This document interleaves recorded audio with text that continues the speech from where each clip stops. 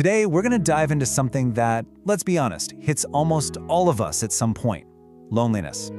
But we're not just going to sit around and talk about how it feels. Nope, we are going to tackle it head-on with a clear, science-backed plan that's all about building real, meaningful connection. You know, we're always told it's about eating right, hitting the gym, or having a fat bank account. But what if the actual data, the real science, points to something else entirely? Something that's become way harder to find in our world today. And look, the stuff we're talking about, it's not just a theory. These ideas come from a massive scientific study that followed over 50,000 people. That's a huge number. And it's that incredible scale that makes what they found so powerful and so trustworthy. So what did this gigantic study actually find? Well, it uncovered this one clue that basically flipped everything we thought we knew about getting older and being happy completely upside down.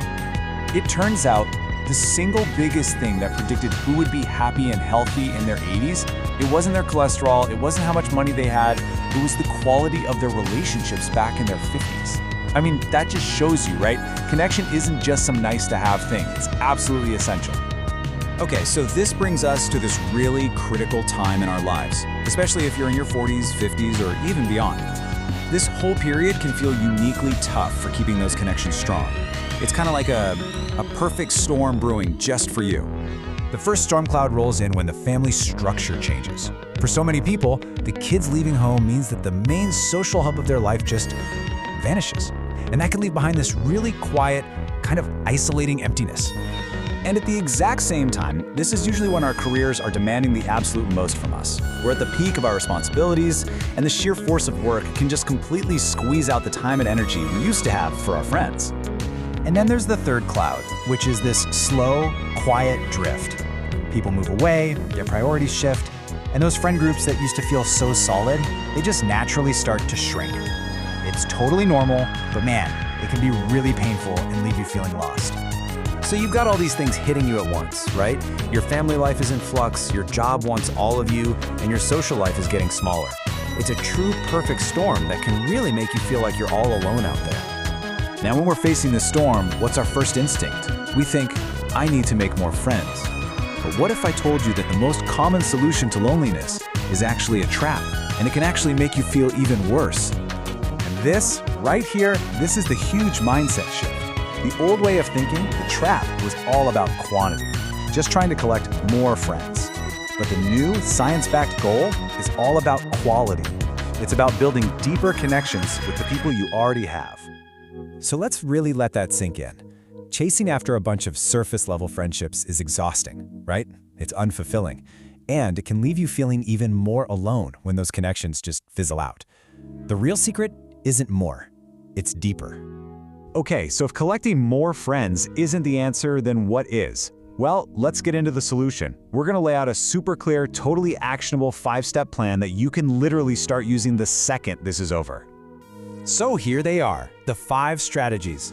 You've got the Tuesday text, the discomfort challenge, the 5-minute call, the vulnerability script, and the routine anchor. And don't worry, we're gonna break down exactly what each of these means step by step. First up, the Tuesday text. This is your easy entry point. We're not talking about some long, drawn-out conversation. It's as simple as sending a quick, "Hey, was just thinking about you," or maybe sharing a funny picture. The magic here is the consistency. One tiny, weekly action that keeps the pilot light of a friendship burning. Number 2 is the discomfort challenge. Now, this is all about taking small, and I mean small, manageable social risks. It could be as simple as just asking a coworker a real question about their weekend, or maybe inviting that neighbor you always wave to for a quick coffee. The goal here is just to gently stretch your social muscles. Then we've got the 5-minute call. You know, in a world where we're just texting all the time, actually hearing a person's voice is so powerful. And this is not an hour-long commitment. It's a quick, hey, just calling to say hi for a few minutes, that creates this amazing little moment of real connection. Okay, number 4, the vulnerability script. This is how you start to turn an acquaintance into a real friend. And listen, this isn't about oversharing or trauma dumping. It's about gently moving past the small talk. It could be as simple as saying, man, work's been a little stressful lately. It just opens the door for a real conversation. And finally, the routine anchor. This one is my favorite because it makes connection automatic. You anchor one of these social actions to a habit you already have. For example, Every single time I pour my morning coffee, I'm gonna send one Tuesday text. It builds connection into your life so it doesn't get forgotten when things get busy. So now you have the 5 strategies, which is awesome. But hold on, there's one last crucial piece of the puzzle. For any of this to actually stick, it takes a small but really important shift in how you think about all this. And honestly, this is it. This is the big difference maker. It's the shift from passively sitting around and waiting for connection to just happen to you, to actively, intentionally going out and building it yourself. It's realizing that connection is a skill, and just like any other skill, you have to practice. These 5 steps, that's your practice. So here's your mission, should you choose to accept it. Starting right now. Don't you dare try to do all 5 of these at once. That's overwhelming. Just pick one. Which one on that list feels the most doable for you right now, and then just commit to practicing that one thing for the next 7 days. And that really brings us to the final and most important question. Which one is it going to be?